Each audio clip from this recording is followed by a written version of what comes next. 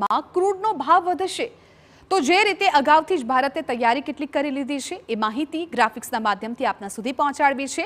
Iran અને Israel વચ્ચે અત્યારે યુદ્ધની સ્થિતિ છે, જે વચ્ચે પશ્ચિમ એશિયામાં તણાવ જોવા મળી રહ્યો છે। અત્યારે ખાસ આ બંને દેશો વચ્ચે યુદ્ધ થતાં એમાં પણ અમેરિકાની એન્ટ્રી થતાં ભલભલા દેશને ક્રૂડ ઓઇલની ચિંતા છે એ સતાવી રહી છે।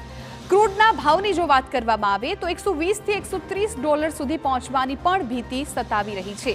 એ વચ્ચે ભારત શું રણનીતિ ઘડી રહ્યું છે એ પણ આપને જણાવીએ। રશિયા અમેરિકાથી આયાત વધી છે। ખાસ તો આ બંને દેશોની સ્થિતિને જોઈને ભારતે પણ રણનીતિ ઘડી લીધી છે અને રશિયા અમેરિકાથી આયાત વધારી છે। ખાડી દેશો પર નિર્ભરતા ઘટી ગઈ છે। ભારતે રશિયા સાથે હાથ મિલાવીને મોટી રમત રમી છે, કેમ કે ક્રૂડ ઓઇલની અછત ભારતમાં ન સર્જાય તે માટે ભારતે પહેલેથી જ એક્શન પ્લાન ઘડી લીધો। જૂનમાં રશિયાથી આયાત કરવામાં આવ્યો 20 થી 22 લાખ બેરલ દિવસ દરમિયાન આયાત કરવામાં આવ્યો। આ આંકડો છેલ્લા 2 વર્ષની સરખામણીએ સૌથી વધુ માનવામાં આવી રહ્યો છે। ખાડી દેશની જો વાત કરવામાં આવે તો 20 લાખ બેરલ પ્રતિ દિવસ આયાત કરવામાં આવ્યો।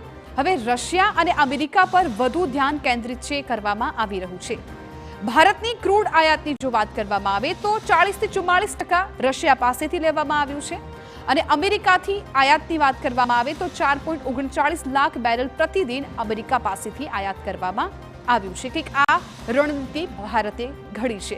હવે ભારતની જે નવી રણનીતિ છે એનાથી શું ફાયદાઓ થશે તો ક્રૂડના ભાવ વધારવાનો ભય છે એ ઓછો થઈ જશે, ઈંધણની ઉપલબ્ધતા જળવાઈ રહેશે, ભારતીય નાગરિકોને તેનો ફાયદો સીધો જ મળી રહેશે અને ક્રૂડની જે અછતની જે સૌ કોઈને ડર લાગી રહ્યો છે એ પણ ચિંતા હવે નહીં રહે।